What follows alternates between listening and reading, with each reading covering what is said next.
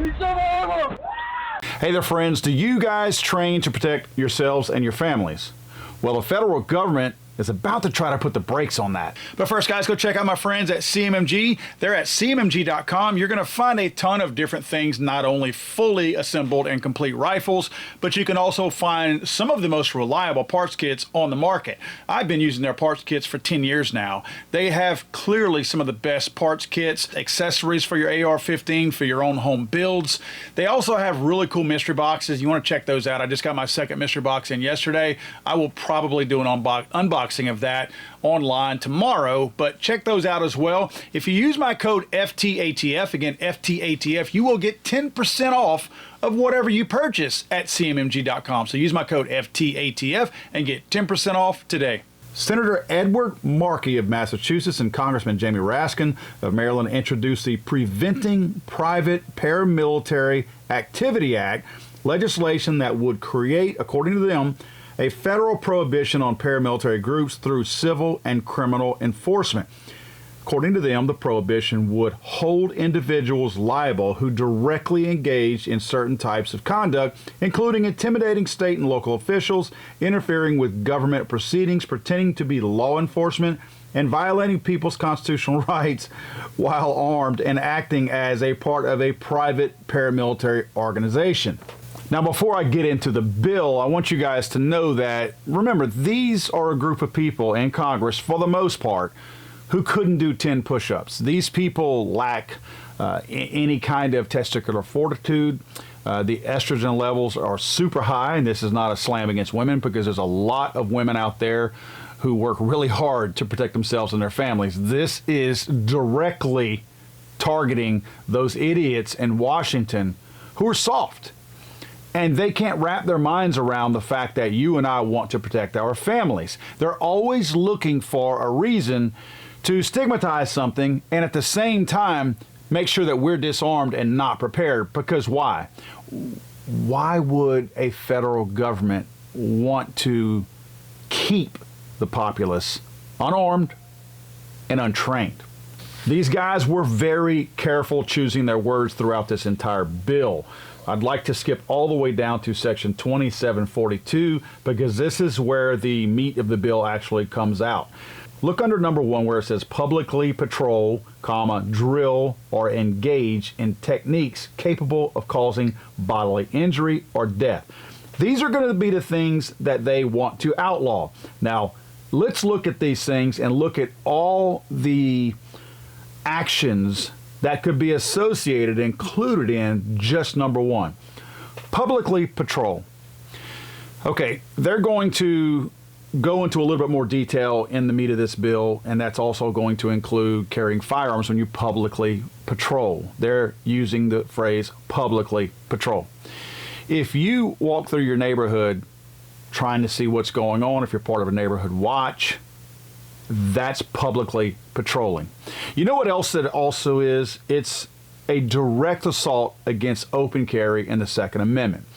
Throughout this entire thing, they actually talk about trying to preserve the constitutional rights of whomever. Well, they're actually infringing upon rights every step of the way because, again, publicly patrolling, easy for you to say, can be described as many different things. I could be walking my dog, and according to them, I'm publicly patrolling. So this is a catch-all. Publicly patrolling will be one of those things that you're going to probably start hearing more and more of. And again, it is a direct attack on open carry. They've never liked open carry. It's one of those things that I think people are still surprised sometimes that you can open carry. And I think this is their way to go directly at that. And if they can start getting people to understand and get used to the stigmatization of open carrying by bills such as this one, eventually it's a little bit at a time. And at some point, they can change the overall mood and attitude of the general public and turn it completely against open carry. So this is a first step in trying to do that. Now, the second thing that they list in here, drill.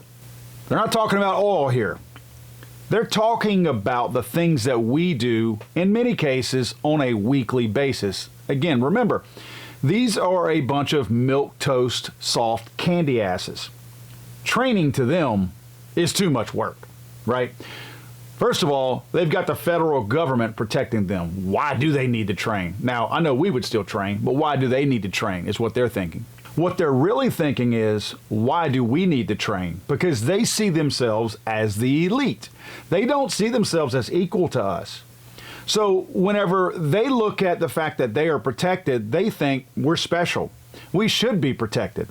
And then they look at us and they go, well, you have law enforcement, just call the cops. You don't need a gun. You don't need to train how to use it, which is a tremendous fallacy in this whole training thing that they include in here, because how many times do we hear arguments at the constitutional carry hearings at the state level where people are saying not enough training?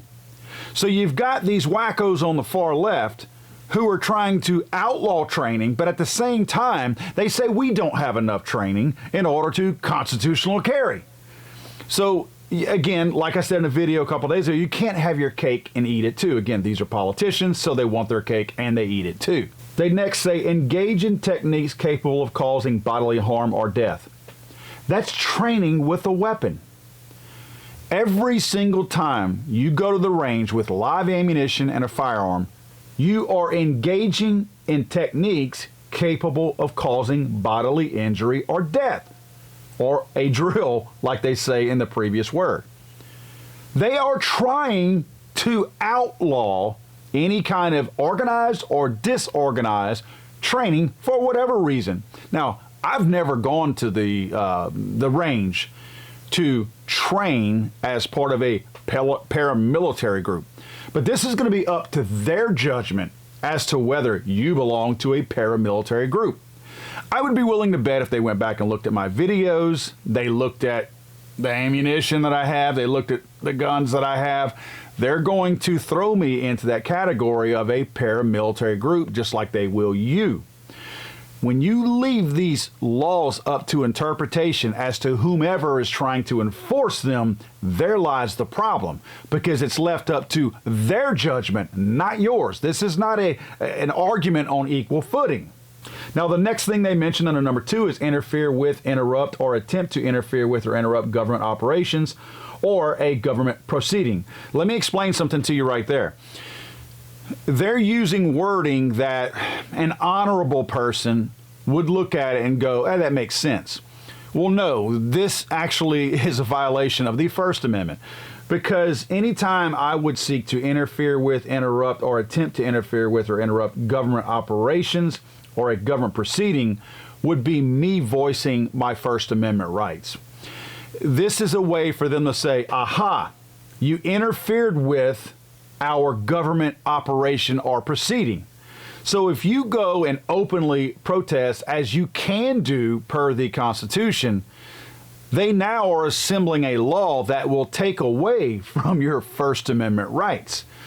All this is a pinprick and a little bit at a time. They can take a little bit, a little bit, a little bit. They are putting bills like this together, not expecting it to pass, but to get you softened up, to learn to expect, and I guess learn to accept the fact that there's going to be a little bit of an erosion of your constitutional rights at a time. Not all of it. We're not telling you to not say anything. We just don't want you to interrupt a government proceeding. Number 3, interfere with or intimidate another person in that person's exercise of any right under the Constitution of the United States. There is not much more in here that's as subjective as the word intimidate. Intimidation is experienced by people in far different ways. When I feel intimidated, it's going to be at a pretty high level. In other words, stuff's about to go down. It takes a lot to intimidate people like myself and you guys, right? In other words, you don't go through life cowering to other people. You just don't. We're built different, right? These people know the harm they've caused people. They know the bills they've put out that have put people in jail that didn't need to go to jail, put charges against people that didn't need charges against them, foreclosed their homes, taken their children from them, divided families. All the dirty, nasty things that these politicians do, they know people are looking for them. I'm not. So you can, FBI, make that really clear. but they know that they have wronged people. So they know that when somebody comes upon them and starts talking to them, even with the firmness of a voice. I'm not talking about with an AR-15 slung over your shoulder. I'm not talking about a group of guys surrounding a politician. I'm talking about asking them pointed questions like, why did you put this bill together that has torn my family apart, for whatever the bill might be? That politician is intimidated. They're weak. They're untrained. They're not prepared for real life. They don't live in real life. They live in a bubble, a protective bubble. So whenever they interact with you and I, they're probably intimidated the moment they go to a town hall or any place where they interact with the general public. So again, my point is the word intimidation, it's applicable as to whomever it feels like they're experiencing it. So they're always going to use this term, I was intimidated. Remember after January 6th, I believe it was AOC, the little chick, the bartender chick. She was, 2 blocks down the road? And she said she was locked in her little office building or whatever, scared to death, feared for her life. She felt intimidated. There was nobody threatening her, nobody near her, nobody talking to her, nobody saw her. Nobody was mentioning her. Nobody was looking for her. Yet she was intimidated. So look out for the misuse of this term intimidation. When you and I see that, we think of a person who rolls up on us and is trying to bully us. Maybe they're not going to intimidate you. You know what I mean? I know what you're thinking. They're not intimidating me, but you know what I'm saying. We see that word intimidation a lot different than these softies do. When these softies are out there, a lot of stuff if you close a door firmly behind them, it might intimidate them. Again, when you have done so much wrong to other people, you're expecting something bad to happen. So you're probably living in a state of intimidation all the time. This next one here is a perfect example of how these people think that, let's say, plate carriers, AR-15s, maybe a drop leg holster, night vision, any kind of nods, thermal imaging, you name it. This is where these type of people think that only law enforcement and military should have these things. They do not think that we should have them. Again, they can't wrap their minds around the fact that we protect our own selves and our own families. They don't do that. These people are cowards. So going into this next section, I want you to understand they're approaching this from nobody needs these things and nobody needs to act like this except law enforcement and military. Assume the functions of a law enforcement officer, peace officer, or public official, whether or not acting under color of law, and thereby assert authority or purport to assert authority over another person without the consent of that person. Again, completely subjective. This is one of those things where parts of this, we do it daily. I may not be acting like law enforcement. I may not be doing the job of law enforcement because law enforcement doesn't do what I do when I protect my family. But these people will interpret that as you pretending to be, or in their words, assume the functions of law enforcement whenever you protect yourself and your family. Remember, these laws are not put in place to protect us. These laws are put in place in their eyes to protect them. So these laws are worded to be open-ended and to be used against us at every step. So don't think, oh, that's not what they're saying. That's absolutely what they're saying. If you're protecting yourself and your family, they see that as the role of law enforcement. Thereby, they're going to assume you are assuming the functions of a law enforcement officer. Now they go down a list of circumstances which is involving traveling across state lines or national border, the use of channels, facilities, or instrumentalities of interstate or foreign commerce, which, I mean, let's face it, everything we use and come in contact with has been a piece of commerce, right, at some point. Not everything that I have I bought in the state of Louisiana, or excuse me, was manufactured in the state of Louisiana and purchased in the state of Louisiana. I've purchased things from all over the country, and they're made all over the country. So everything that you have is going to apply to what they're talking about there, the use of channels, facilities, or instrumentalities of interstate or foreign commerce. And of course, number 2 says involves a firearm, explosive, or incendiary device, or dangerous weapon that has traveled in interstate or foreign commerce. Again, I don't think I own a rifle or ammunition that was manufactured in the state of Louisiana where I live. So everything that I have, firearm-wise and ammunition-wise, will apply here. Again, one of these open-ended things that will apply to everything. And people will sit back and go, oh, that's not what they meant. I want to go down to number 4 where it says obstructs, delays, or affects interstate or foreign commerce. I wonder if this is going to apply to those other paramilitary groups, BLM and Antifa. Because if you'll remember, these are the people laying across streets trying to block traffic and truly interrupting commerce activity, whether it's government or little old people like me and you. I wonder if this is going to apply to them. I wonder if this will ever be used, if it were ever put into law, of course, against those very people. I think we all know the answer to that, but it's worth asking.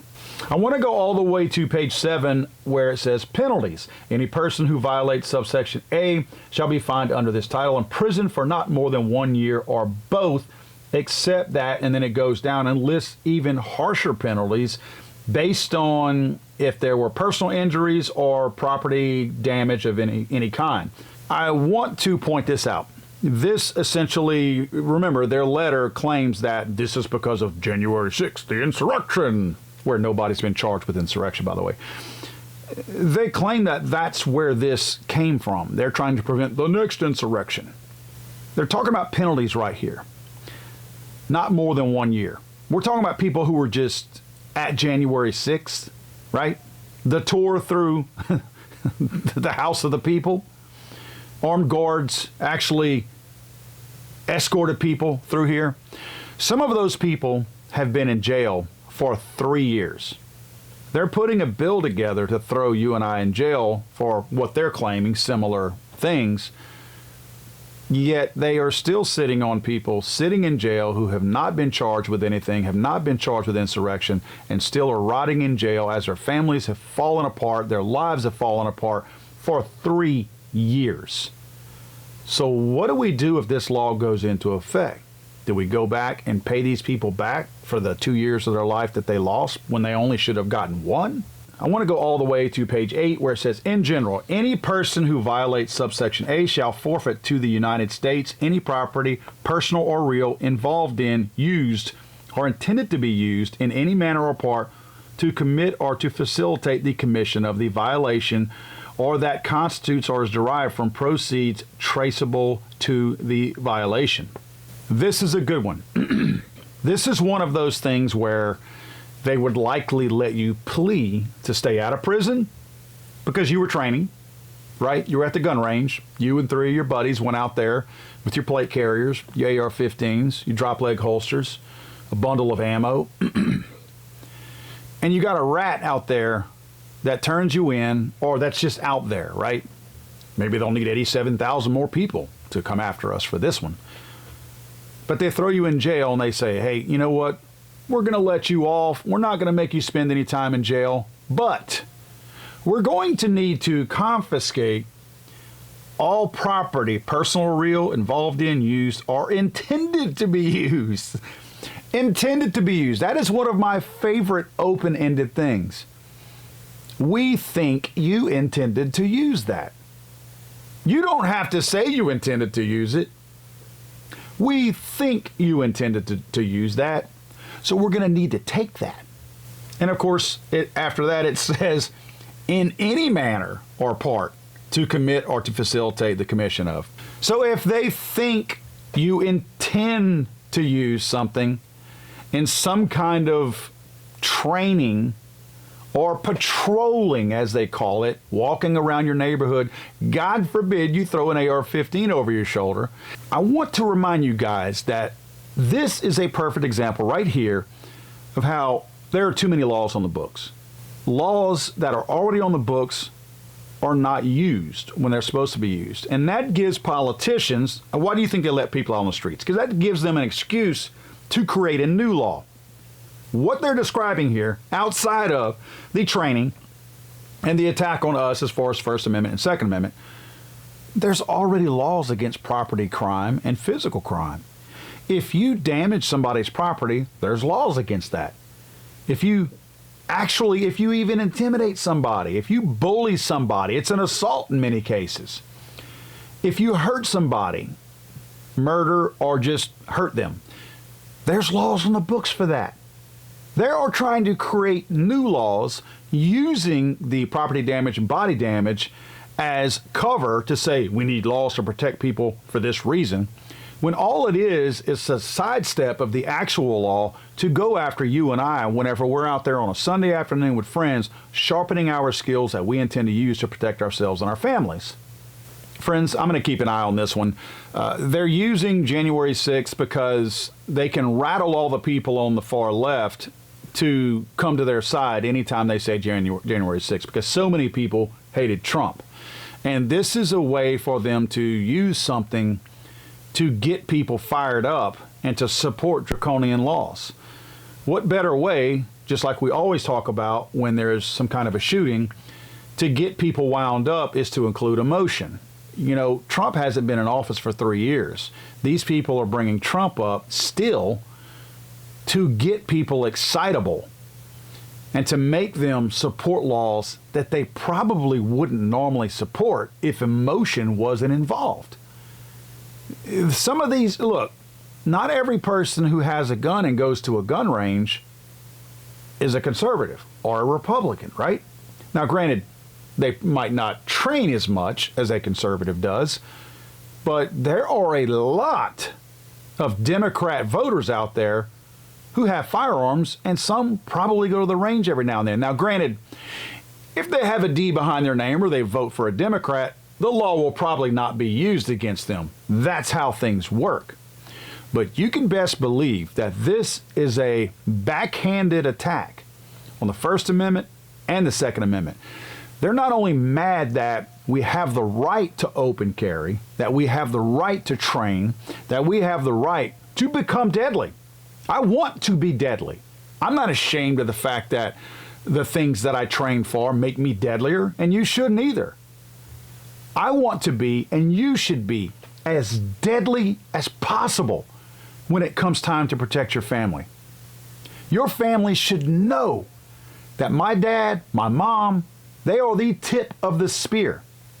And no one better mess with my dad or my mom because they are deadly. And that's what they're trying to take away from us. Lastly, I have to ask this, and this is the question that is not really a question. It's a question that has to be asked, but we know the answer to it. Why would politicians at the federal level want to, one, disarm honest, law-abiding people like me and like you? And also, why would they want us less deadly? God save the Queen, man. I'm sorry, I thought this was America.